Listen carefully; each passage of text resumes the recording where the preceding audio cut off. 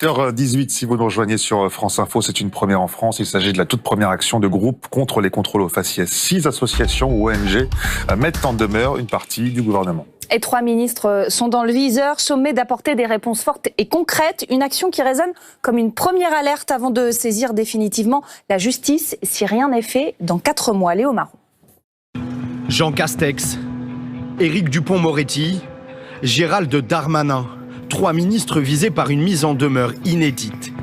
Monsieur police nationale. 6 ONG mobilisées pour faire reconnaître la responsabilité de l'État dans ce qu'elles considèrent être une pratique persistante de la police, le contrôle aux faciès. Nous pensons que l'ampleur du phénomène, véritablement systémique, suppose une réponse, elle aussi systémique. C'est-à-dire qu'on doit vraiment s'attaquer à la racine du problème, depuis la loi elle-même qui doit changer. Cette mise en demeure ouvre une période de 4 mois. Si les mesures prises ne sont pas satisfaisantes, ces associations pourraient décider de saisir la justice. À l'appui, un dossier de 150 pages compile témoignages de victimes présumées et de policiers. Les résultats de l'étude dressent un profil, celui d'un homme, jeune et issu de minorités ethniques, plus contrôlé que le reste de la population. D'autres recherches confirment cette tendance. En 2017, le défenseur des droits alerte. Par rapport à l'ensemble de la population, les jeunes hommes qui sont perçus comme arabes, maghrébins ou noirs ont une probabilité 20 fois plus élevée d'être contrôlés que les autres. En 2009, une autre étude du CNRS conclut « Les contrôles sont essentiellement fondés sur l'apparence raciale et le style de vêtements ».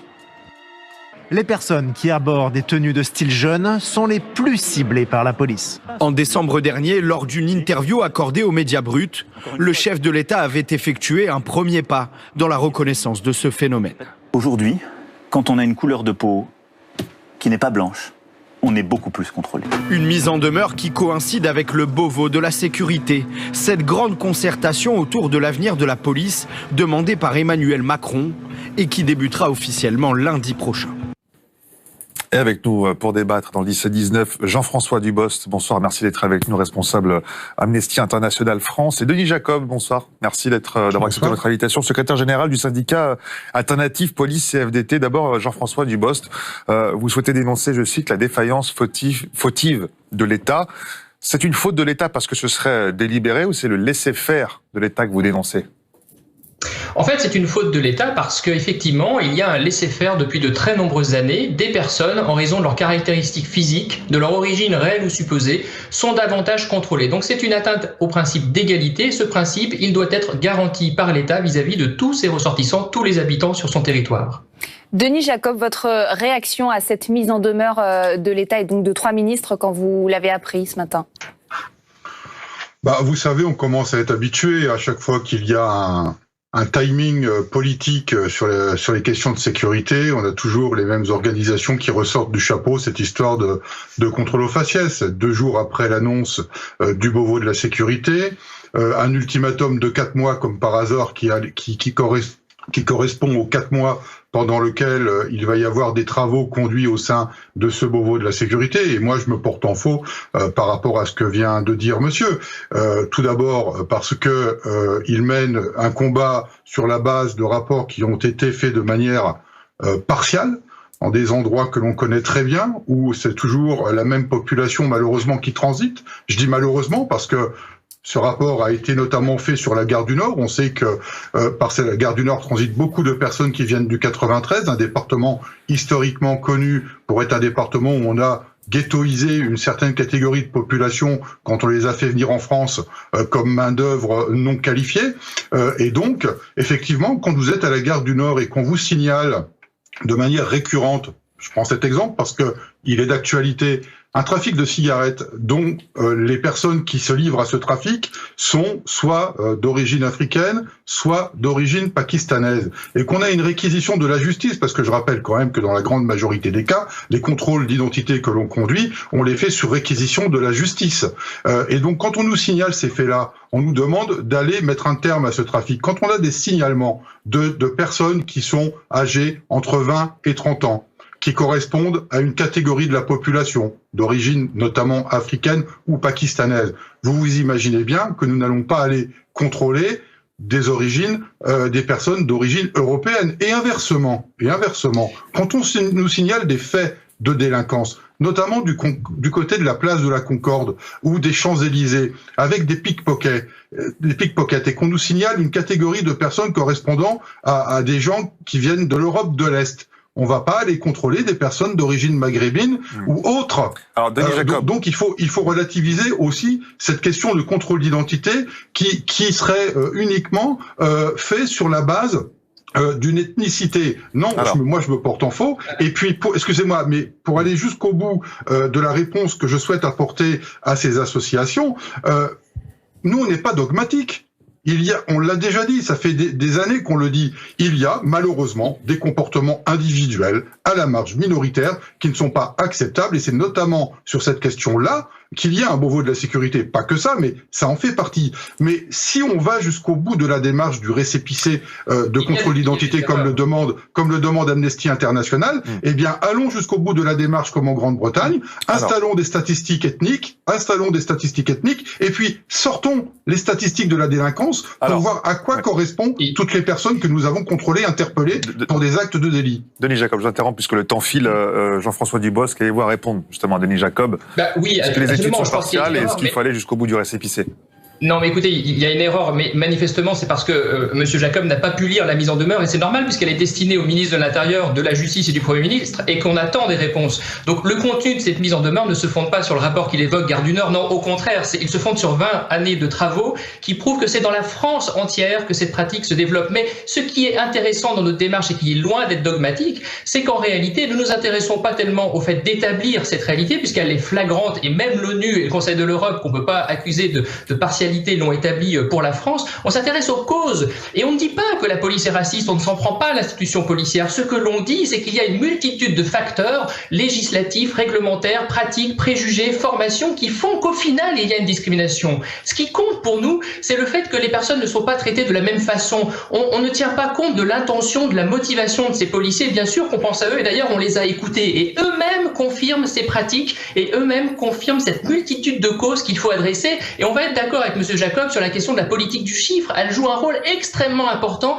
dans le fait qu'il y a davantage de contrôles et que naturellement on va s'orienter là où c'est plus facile, vers les contrôles au faciès. Et je sais que votre syndicat appelle à la fin de la politique du chiffre. Et bien dans les recommandations, parce que nous sommes des organisations qui proposons des solutions, le gouvernement devra se prononcer sur cette question de ces politiques objectifs chiffrés imposés à la police ont des impacts sur la vie quotidienne des habitants en France. Mais Jean-François Dubosc, pourquoi aujourd'hui cette mise en demeure? En décembre dernier, on a entendu Emmanuel Macron parler effectivement de la question des contrôles au faciès, de dire qu'il allait créer une plateforme justement sur cette thématique. Pourquoi est-ce qu'aujourd'hui vous décidez une mise en demeure? Pourquoi pas dans 3 mois? Pourquoi pas il y a 2 mois? Écoutez, ça fait plus de 20 ans en fait que des personnes souffrent dans leur dignité et sont humiliées dans la rue par ces pratiques. On peut pas nous reprocher d'être trop rapide. Emmanuel Macron a reconnu pour la première fois officiellement, en utilisant le terme de contrôle au faciès, cette pratique en France. Eh bien, en fait, nous utilisons une voie légale qui a été instaurée en 2016.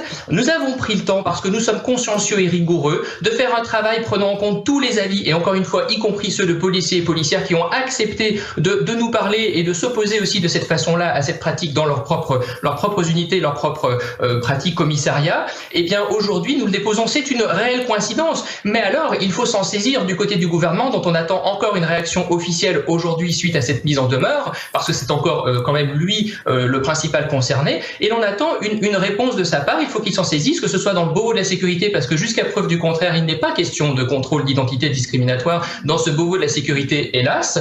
Mais il est toujours tout à fait possible qu'il l'envisage. Ce qui est important pour nous, c'est qu'il n'y ait pas des petites mesures cosmétiques, effectivement, une plateforme, un numéro d'appel, des caméras. Non, il faut prendre la mesure du système qui génère ces discriminations, et nous ne serons satisfaits que si l'on prend en compte l'intégralité des causes qui sont à l'origine de ces discriminations. Restez avec nous, Jean-François Dubosc. Denis Jacob, ces ONG, des associations qui demandent à ce qu'on fasse évoluer le code de procédure pénale. On sait qu'il y a le Beauvau de la sécurité qui se tient en ce moment même et qui est censé imaginer la police du futur. Quand on sait également que le lien police-population est relativement abîmé, est-ce que ça irait pas dans le bon sens que vous, syndicat de police, aujourd'hui, allez soutenir dans ce Beauvau de la sécurité la mise en place de preuves de contrôle tel qu'un récépissé? C'est ce que demandent les associations, par exemple. Mais on n'est pas jusqu'au boutiste dans la défense corporatiste, que les choses soient très claires, bien évidemment, qu'on est favorable à l'amélioration de la relation de la population avec une partie de la population et pas avec la population. Je rappelle quand même que jusqu'à très récemment, la police nationale est soutenue par plus de 60% de la population française. Donc il faut relativiser aussi quand on dit que le lien est rompu avec la population, c'est avec une certaine population, pas toute la population, mais ce lien, il faut qu'il soit bien évidemment rétabli avec cette partie de la population. Mais comme je le disais tout à l'heure, il faut pas faire des propositions qui s'arrêtent au milieu du gué. On veut un récipicé d'un côté, mais on ne propose rien pour permettre aux policiers de continuer leur travail de lutte contre la délinquance par rapport à des signalements, à des faits qui nous sont communiqués, qui ciblent des personnes en particulier, bien évidemment, mais de manière objective et impartiale. Et donc, porter une telle demande sans qu'en contrepartie, il y ait des dispositifs qui permettent aux policiers de travailler dans de bonnes conditions, ce n'est pas possible. C'est pour ça que je vous parlais tout à l'heure de fichiers ethniques comme en Grande-Bretagne, puisque le récipicé existe en Grande-Bretagne, mais à contrario, il y a un fichier ethnique justement pour voir si effectivement il y a cette question de contrôle aux faciès. Et puis, je me répète, il faut à ce moment-là qu'on aille jusqu'au bout de la démarche. Sortons les statistiques de délinquance. Quel type de personnes interpellons-nous en flagrant délit? Et puis, on pourra comparer si effectivement, proportionnellement, il y a cette problématique de contrôle aux faciès. Et je vais faire une proposition d'ailleurs à ces ONG que j'ai déjà fait à plusieurs reprises à chaque fois qu'ils ont sorti un rapport. Eh bien, moi, je les invite, et on peut le faire ensemble s'ils le souhaitent, de saisir un institut indépendant qui conduise une étude qui compare le nombre... Non, pas, oui, vous l'avez fait, vous, de manière... Non, il y a des études, le CNRS, il y a eu des études, le défenseur des droits, on ne peut pas mettre en cause leur indépendance, leur impartialité. Le défenseur des droits qui a remis, des propositions du gouvernement, du ministre de l'Intérieur, a son avis en 2017 sur la base des rapports que vous avez fait. Le défenseur des droits, Jacques Toubon, a fait une recommandation sur la base des rapports que vous lui avez transmis. Mais non, toutes les instances, merci à tous les deux d'avoir été avec nous. On a bien compris, ça va être difficile de vous mettre d'accord, chacun son point de vue. Merci d'avoir été nos invités. D'accord, mais il faut qu'on partage tous les éléments du problème. Merci à tous les deux d'avoir été nos invités dans le 17-19 de France Info. Il est 18h30 d'un nouveau point sur l'actualité. Plus de 4